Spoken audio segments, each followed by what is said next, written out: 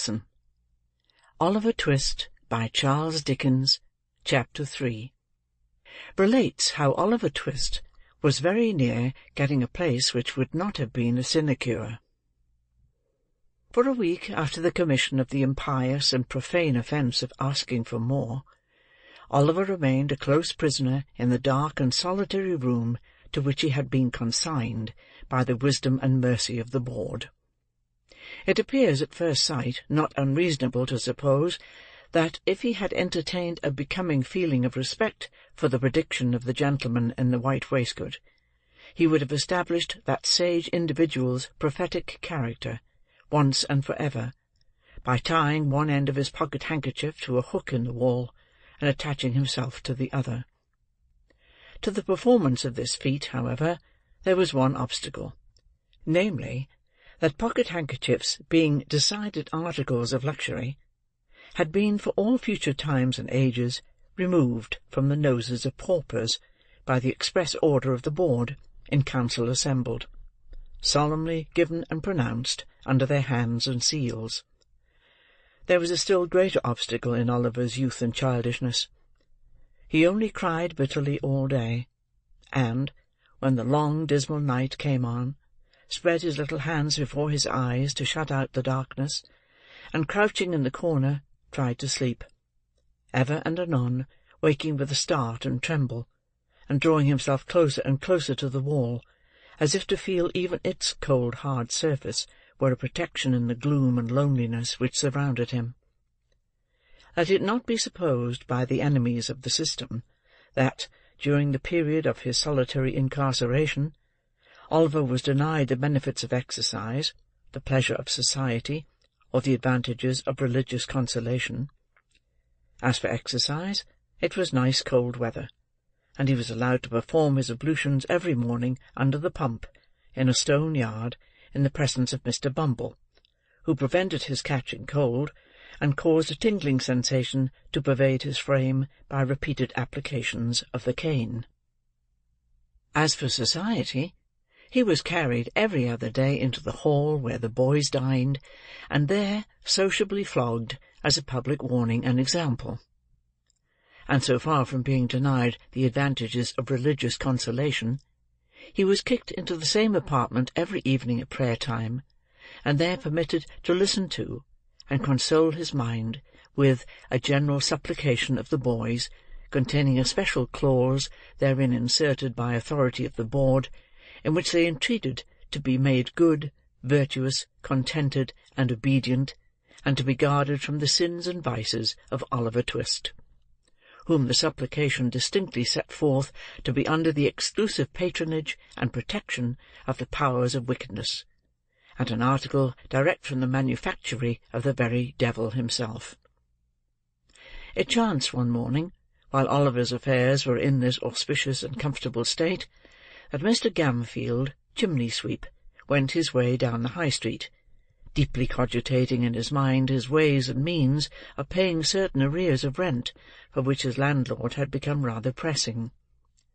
Mr. Gamfield's most sanguine estimate of his finances could not raise them within full £5 of the desired amount, and, in a species of arithmetical desperation, he was alternately cudgelling his brains and his donkey, when passing the workhouse his eyes encountered the bill on the gate.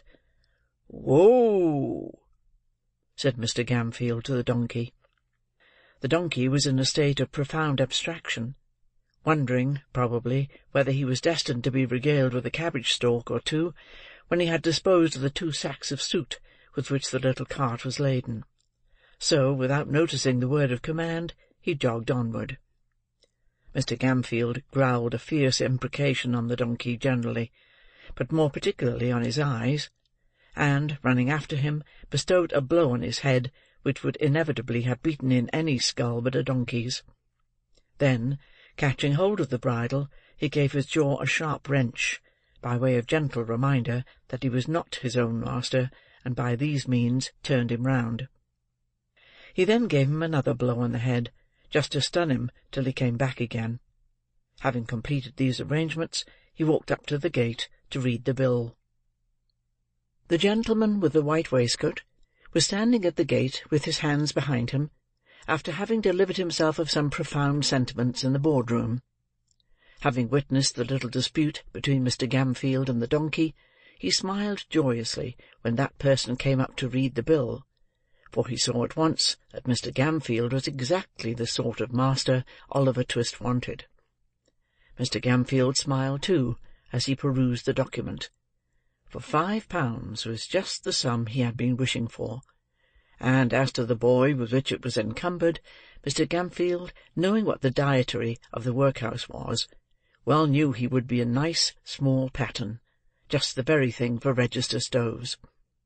So, he spelt the bill through again, from beginning to end, and then, touching his fur cap in token of humility, accosted the gentleman in the white waistcoat.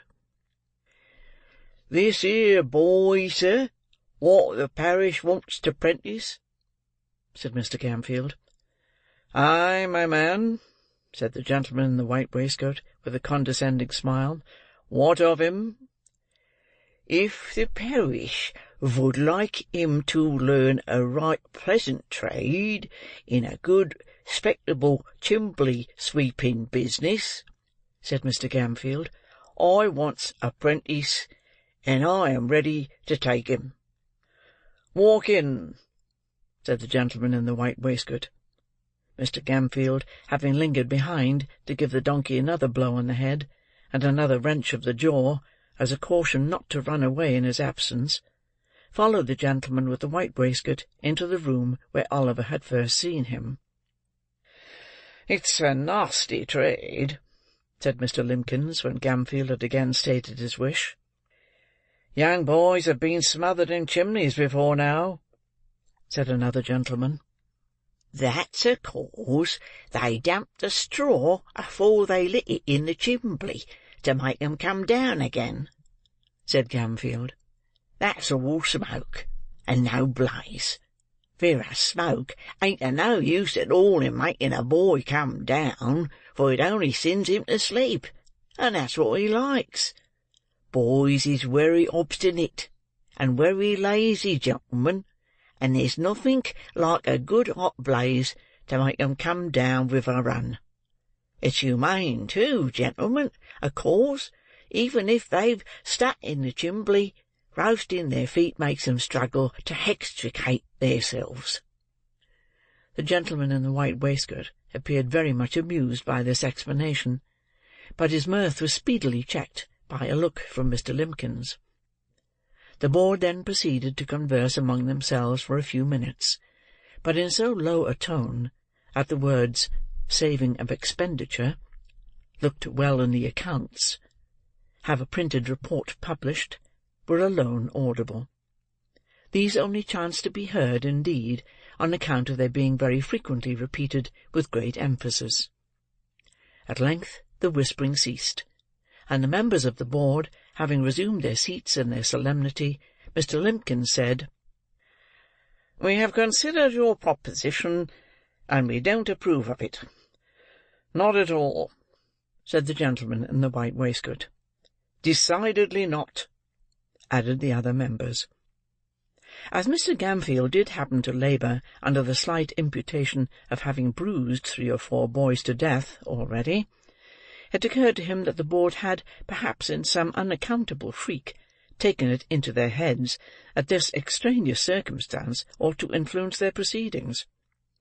It was very unlike their general mode of doing business, if they had, but still, as he had no particular wish to revive the rumour, he twisted his cap in his hands, and walked slowly from the table.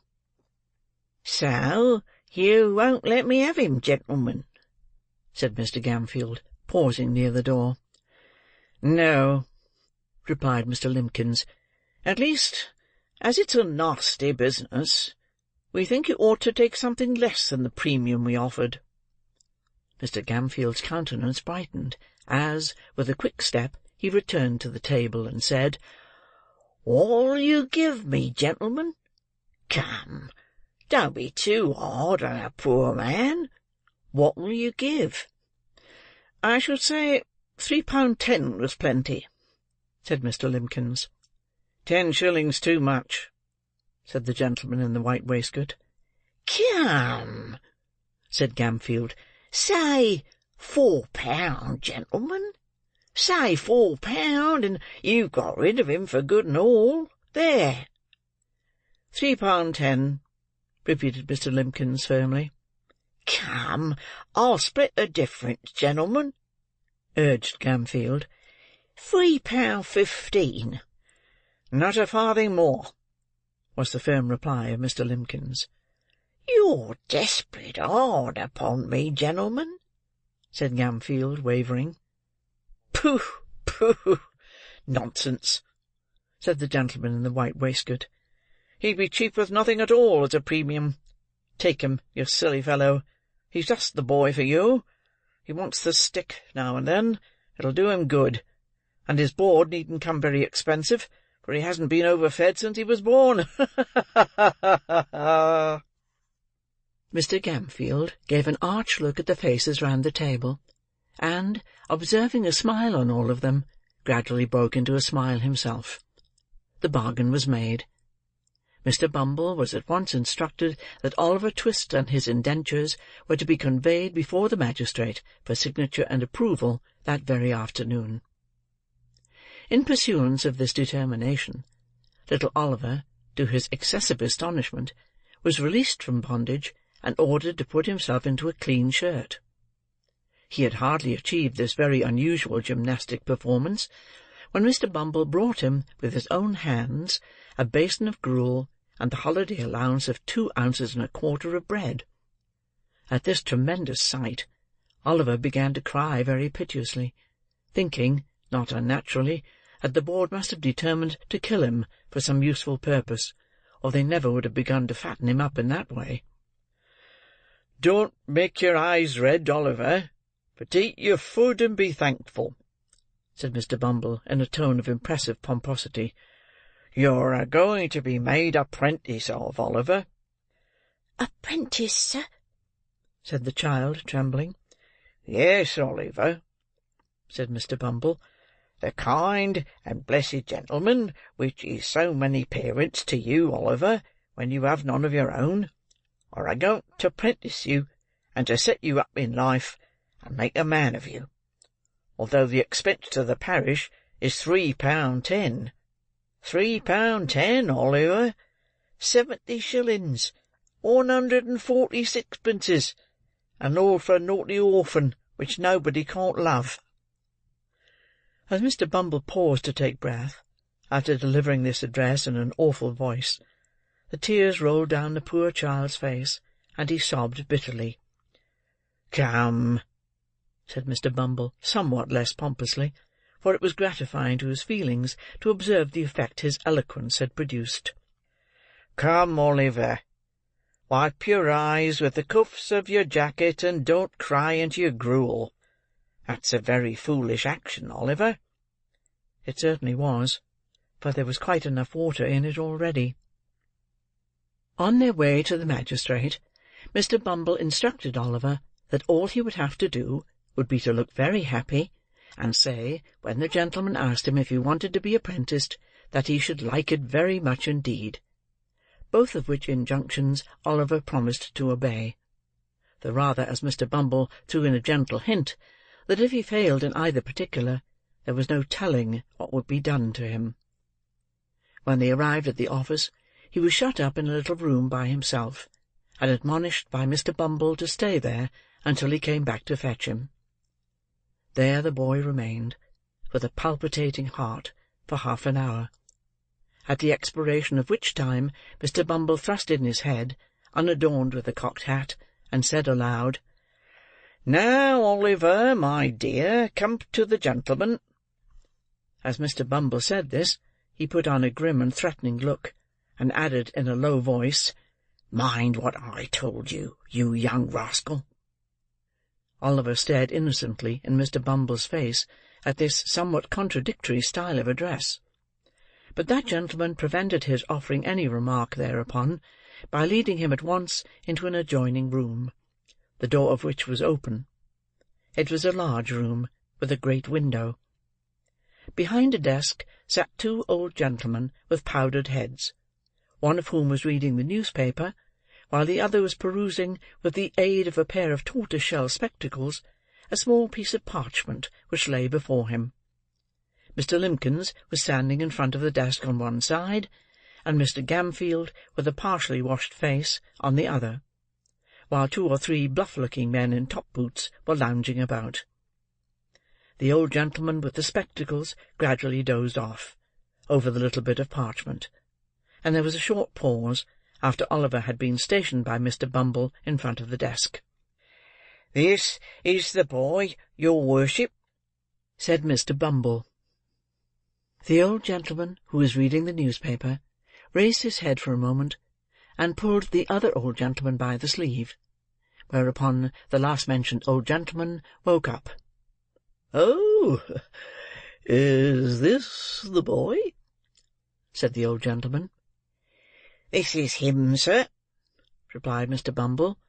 "Bow to the magistrate, my dear." Oliver roused himself, and made his best obeisance. He had been wondering, with his eyes fixed on the magistrate's powder, whether all boards were born with that white stuff on their heads, and were boards from thenceforth on that account. "Well," said the old gentleman, "I suppose he's fond of chimney-sweeping?" "He dotes on it, your worship," replied Bumble, giving Oliver a sly pinch to intimate that he'd better not say he didn't. "And he will be a sweep, will he?" inquired the old gentleman. "If we was to bind him to any other trade to-morrow, he'd run away simultaneous, your worship," replied Bumble. "And this man that's to be his master, you, sir, you'll treat him well, and feed him, and do all that sort of thing, will you?" said the old gentleman. "When I says I will, I means I will," replied Mr. Gamfield doggedly. "You're a rough speaker, my friend, but you look an honest, open-hearted man," said the old gentleman, turning his spectacles in the direction of the candidate for Oliver's premium, whose villainous countenance was a regular stamped receipt for cruelty. But the magistrate was half blind, and half childish, so he couldn't reasonably be expected to discern what other people did. "I hope I am, sir," said Mr. Gamfield, with an ugly leer. "I have no doubt you are, my friend," replied the old gentleman, fixing his spectacles more firmly on his nose, and looking about him for the inkstand. It was the critical moment of Oliver's fate.